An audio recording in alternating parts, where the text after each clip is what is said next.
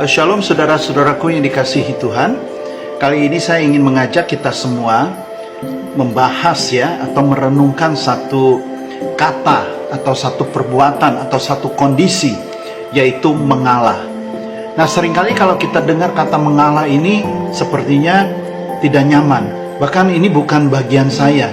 Ini bukan sebuah kondisi yang harus saya lakukan demi untuk mengalah. Mengapa saya harus mengalah? Bukankah dia yang salah? Bukankah dia yang berbuat jahat? Mengapa saya harus mengalah? Bukankah mengalah berarti menunjukkan bahwa saya ini tidak kuat? Bukankah mengalah saya ini dianggap itu bodoh?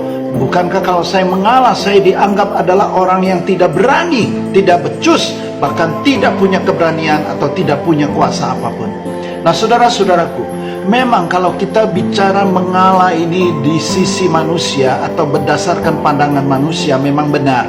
Karena tidak ada orang satupun di dunia ini yang mau mengalah demi sesuatu yang dia tidak buat, atau bahkan mengalah terhadap orang yang memang sudah jahat sama kita, yang salah sama kita, yang berbuat yang sudah keterlaluan berbuat terhadap kita, lalu kita harus mengalah. Itu tidak mungkin bisa kita terima. Tetapi faktanya adalah bagaimana Yesus Kristus di dalam ajaran kekristenan mengharuskan kita, bahkan mengajarkan kita bagaimanapun kita harus mengalah. Ini adalah konteks pengajaran yang diajarkan oleh Yesus Kristus. Kita ambil contoh, siapakah Yesus Kristus? Bukankah Yesus Kristus adalah Tuhan itu sendiri? Firman Tuhan menjadi manusia yang mempunyai kuasa yang begitu besar, yang begitu punya kekuatan yang melebihi dari kekuatan apapun. Tetapi pada akhirnya Yesus harus naik ke atas kayu salib, bahkan dijahati, diludahi, dicemooh, direndahkan sedemikian rupa, lebih rendah daripada manusia. Tetapi dia tidak melawan. Dengan kekuatan yang dia ada, dia tidak melawan. Dia rela untuk naik ke atas kayu salib demi mengorbankan dirinya buat saudara dan saya untuk dosa-dosa. Itu semua manusia yang berdosa itu bisa diampuni. Nah, saudara-saudaraku yang dikasihi Tuhan, memang pada saat kita mengalah, seringkali kita mengalah karena memang kita tidak punya kekuatan, kita tidak punya keberanian, kita tidak punya kuasa, kita tidak punya apapun untuk melawan, sehingga kita mengatakan saya mengalah. Mengalah yang dalam hal ini bukanlah mengalah, walaupun itu baik. Walaupun itu baik, karena saya percaya juga ada orang yang tidak berani atau tidak punya kuasa, tapi dia juga tidak mengalah, lalu dia melakukan yang mungkin lebih nekat. Tetapi yang saya mau soroti di sini adalah mengalah karena kita punya kesempatan melawan, mengalah karena kita punya kekuatan, mengalah karena kita punya segalanya, tetapi kita mengasihi sehingga kita tidak mengalah, tidak melawan. Nah, inilah adalah ajaran Kristen. Ajaran Yesus Kristus. Nah, ada beberapa poin di bawah ini bicara mengenai mengalah. Yang pertama yaitu kerendahan hati dan pengorbanan. Di dalam mengalah itu ada pengorbanan, ada kerendahan hati. Saudara-saudara, mengalah dalam ajaran Kristen seringkali berarti menunjukkan kerendahan hati dan pengorbanan diri untuk kepentingan orang lain. Dalam Filipi 2 ayat 3 dan 4 dikatakan, Paulus menulis, janganlah melakukan sesuatu karena persaingan atau karena kesombongan, tetapi dengan kerendahan hati anggaplah orang lain lebih utama daripada dirimu sendiri, dan janganlah tiap orang hanya memperhatikan kepentingan sendiri, tetapi kepentingan orang lain juga. Ini berarti menempatkan kepentingan dan kebutuhan orang lain di atas kepentingan pribadi kita sendiri. Jadi mengalah itu ada unsurnya, ada pengajarannya, yaitu kita menjadikan orang lain itu lebih utama daripada kita, sehingga kita tidak menyombongkan diri. Kita mengutamakan kepentingan orang lain, itu juga mengalah. Menempatkan kepentingan dan kebutuhan orang lain di atas kepentingan pribadi dan dari kita sendiri. Yang kedua, mengampuni dan membalas kebaikan. Yesus mengajarkan pentingnya pengampunan dan membalas kebaikan. Bahkan kepada mereka yang berbuat jahat kepada kita sekalipun kita harus mengampuni. Ya, dalam Lukas 6 ayat 27 sampai 28, Yesus berkata, "Tetapi aku berkata kepada kamu, yaitu kasihilah musuhmu dan berdoalah bagi mereka yang menganiaya kamu." Mengalah dalam konteks ini berarti merespons dengan kasih dan pengampunan, bukan dengan kebencian atau balas dendam. Nah, pada saat kita bisa mengalah dengan kasih, dengan pengampunan, itu adalah sebuah kekuatan yang Tuhan Yesus berikan. Nah, kekuatan ini harus dipakai untuk menunjukkan kepada orang lain bahwa saya mengalah bukan karena saya takut, bukan karena saya tidak punya kesempatan, tetapi saya mengalah karena memang saya mau mengampuni, mengalah karena saya memang mengasihi. Itu poinnya. Yang ketiga, menahan diri dalam konflik. Mengalah juga bisa berarti menahan diri dan tidak memaksakan kehendak dalam situasi konflik. Banyak orang kalau berkonflik itu tidak bisa menahan diri, maunya menang, ya, dengan cara apapun, pokoknya diberitahukan atau dinasihatkan tidak mau. Selama nasihat itu tidak memihak dia, nasihat itu tidak membuat dia puas hati, maka dia tidak akan dengar. Pokoknya saya tidak mau, tidak pernah menahan diri, pokoknya memaksa kehendak dalam situasi konflik. Nah, dalam Matius 5 ayat 35, Yesus berkata, "Tetapi aku berkata kepadamu, janganlah melawan orang yang jahat, melainkan barang siapa menampar pipimu yang kanan, berilah juga kepadanya pipi yang lain." Ini mengajarkan sikap menahan diri dan tidak membalas kejahatan dengan kejahatan. Nah, jadi mengalah itu, tatkala kita bisa mengalah, tetapi bukan karena kita memang tidak punya kekuatan, tetapi kita bisa menahan diri, maka itu kuasa yang daripada Tuhan yang menguasai kita sehingga kita bisa menahan diri. Nah, pada saat kita bisa menahan diri, itu bukan mengalah karena terpaksa, tetapi memang kita kondisikan diri kita sedemikian rupa sehingga kita bisa menahan diri terhadap konflik kepada orang lain, walaupun sebenarnya kita punya hak untuk menang. Ya, tapi demi menjaga konflik itu tidak meluas, demi konflik itu tidak menjadi besar, bahkan menjadi sesuatu konflik yang bisa mengorbankan orang lain, maka kita lebih baik mengalah. Nah, mengalah dalam hal ini adalah mengalah yang penuh kasih. Ya, kita tidak membalas. Nah, yang lainnya adalah menerima keterbatasan diri. Mengalah dalam ajaran Kristen bisa juga berarti menerima keterbatasan diri dan kekurangan. Dalam 2 Korintus 12 ayat 9, Paulus menyebutkan bahwa dia mengalami kekuatan Tuhan dalam kelemahan. Tetapi jawabnya, "Cukuplah kasih karuniaku bagimu, sebab justru dalam kelemahan kuasaku menjadi sempurna." Nah, saudara-saudaraku yang dikasihi Tuhan, seringkali kita tidak merasa bahwa kita punya keterbatasan. Ya, dan ini juga kita harus mengerti bahwa setiap manusia itu punya keterbatasan. Dan keterbatasan ini harus kita sadarkan diri kita atau menyadari bahwa di dalam kelemahan kita, di dalam keterbatasan kita, disitulah kuasa Kristus hadir. Ya, dikatakan, "Cukuplah kasih karuniaku," kata Yesus, "bagimu, sebab justru dalam kelemahan kuasaku menjadi sempurna."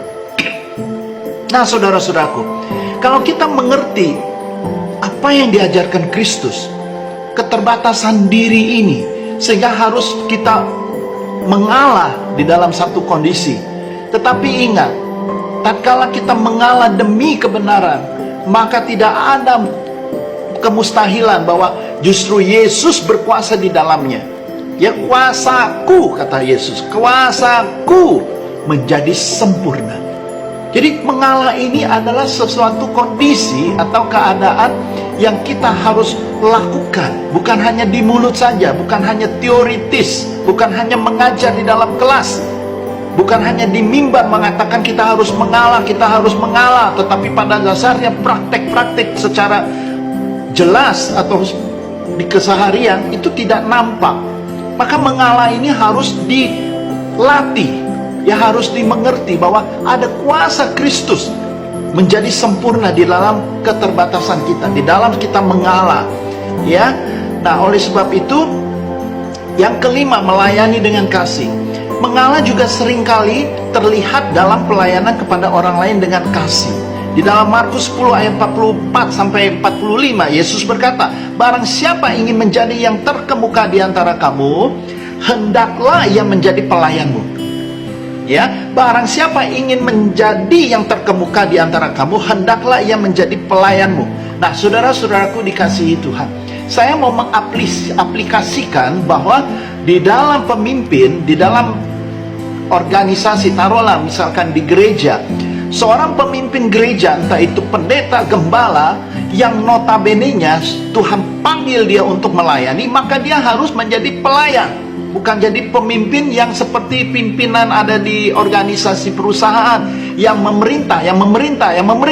Tetapi justru, barang siapa menjadi yang terkemuka di antara kamu, hendaklah ia menjadi pelayanmu. Apakah kita sadar bahwa tatkala kita ada menjadi gembala atau pimpinan gereja, adalah kita juga yang menjadi pelayan umat? Nah, ini suatu pertanyaan. Nah, sebagaimana anak manusia juga datang bukan untuk dilayani, melainkan untuk melayani dan memberikan nyawanya menjadi tebusan bagi banyak orang. Ini menunjukkan bahwa mengalah berarti melayani, ya, dan memperhatikan kebutuhan orang lain. Jadi mengalah itu adalah mengedepankan kebutuhan orang lain dengan pelayanan, ya, membelakangi atau meletakkan kepentingan kita di belakang dan orang lain didahulukan, ya, dengan pelayanan. Maka itu adalah mengalah untuk hak kita. Melepaskan hak kita itu adalah mengalah. Nah, ini yang paling susah, saudara-saudaraku. Melepaskan hak kita demi mengalah dan mendepankan kepentingan orang lain, itu bukan perkara yang mudah, saudara-saudaraku. Percayalah, ya. Nah, oleh sebab itu kita mau belajar mengalah ini bukan sesuatu yang kita buat-buat, tetapi memang ini ajaran Tuhan. Ya, seberapapun kita tinggi pangkatnya, sehebat apapun, sekaya apapun, semua orang harus belajar mengalah yang diajarkan oleh Tuhan Yesus. Ini penting, saudara-saudaraku. Ya, nah, oleh sebab itu, saudara-saudara, tadi kita sudah belajar bahwa mengalah itu adalah melayani, mengampuni, mengasihi, ya, terus menyadari keterbatasan kita supaya Tuhan itu bekerja di dalamnya. Karena saat kita lemah, saat kita terbatas, maka kuasa Yesus itu sempurna di dalam kita. Nah, saudara-saudaraku, oleh sebab itu, inti dari mengalah dalam ajaran Kristen adalah tentang hidup dengan cara yang mencerminkan kasih, pengertian dan pengampunan. Ya, jadi mengalah itu membuktikan bahwa kita mengasihi, mempunyai pengertian yang besar dan mempunyai pengampunan yang besar terhadap orang lain, dengan tujuan untuk membangun hubungan yang lebih baik dan mencerminkan karakter Kristus. Ini penting, saudara-saudara. Jadi sekali lagi, bahwa mengalah di dalam ajaran Kristen adalah tentang hidup dengan cara yang mencerminkan kasih, mencerminkan pengertian terhadap orang lain, mencerminkan pengampunan. Ya, dengan maksud apa? Untuk membangun hubungan yang lebih baik dan mencerminkan karakter Kristus. Ini tidak berarti melemahkan prinsip dan keyakinan pribadi, ya, tetapi lebih tentang menyikapi orang lain dengan penuh kasih dan kerendahan hati. Karena bagaimanapun pengajaran kekristenan itu adalah bagaimana mengasihi orang lain, ya, seperti kita mengasihi diri sendiri. Oleh sebab itu, pelayanan bicara melayani orang lain, bukan melayani diri sendiri. Menjadi pemimpin yang berkuasa bukan untuk memimpin orang supaya melayani kita, tetapi justru kita menjadi pemimpin untuk melayani. Itulah Yesus. Tuhan datang untuk melayani, bukan untuk dilayani. Jadi Yesus memberi teladan, ya.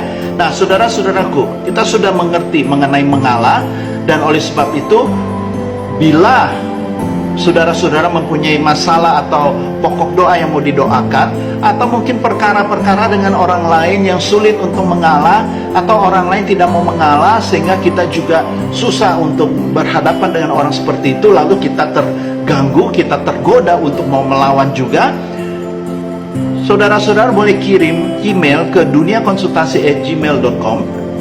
Apapun persoalannya, kami akan doakan dan kami akan berusaha untuk menjawab secara alkitabiah bagaimana untuk menyelesaikan persoalan atau masalah saudara-saudara.